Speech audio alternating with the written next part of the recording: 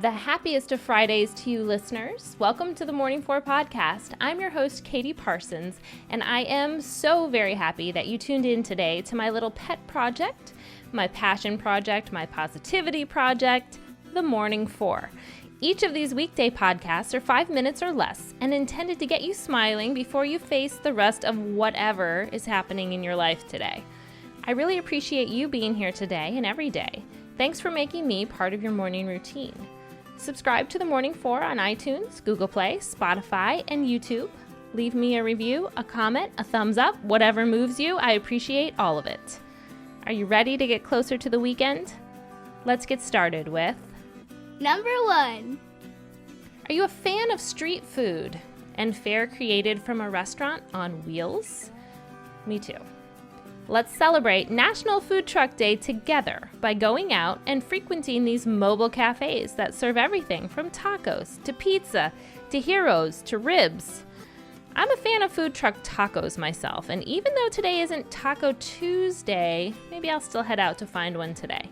You know, for the sake of the holiday. Number 2.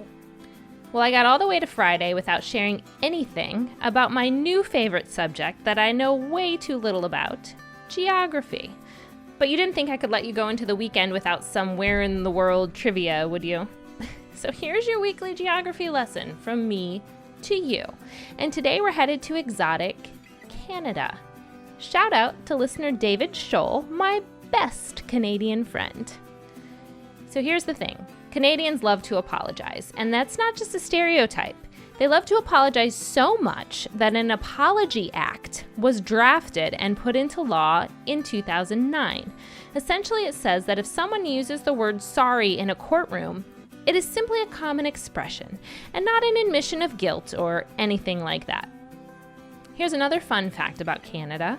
Manitoba is home to the largest population of snakes in the world, around 70,000 of them. And they're there on purpose. The Narcisse Snake Pits Wildlife Management Area was founded in 2000 when the snake population in the area was dangerously low. And now it has the highest population in the world, which if you love snakes and that sort of thing is really pretty good news. And here's another Canadian animal fact. 60% of the world's population of polar bears spend some time there. The town of Churchill, also in Manitoba, is famous as a key stop-off point on winter migration for polar bears up Hudson Bay. Sometimes there are more polar bears there than people. Phew, that's a lot of Canadian fun right there. I promise I will have some more geography fun for you all lined up next week. Number 3. Today's feel-good news story is sourced from Georgia State University. Georgia State University. There we go. We talked about food trucks a little earlier in the episode, and in that vein, today's feel-good report centers on the restaurant industry, and more specifically, a Georgia organization that offers aid to workers in the restaurant industry, the majority of which have no insurance benefits or other benefits like paid time off.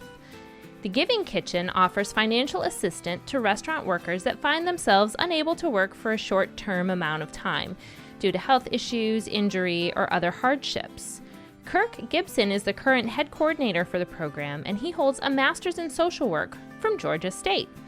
A first-generation college student, Gibson relied on the organization when he faced hard times as a student. A few years back, he suffered an ankle injury that kept him from waiting tables for about 6 weeks, and that was his income. That was how he was paying for college.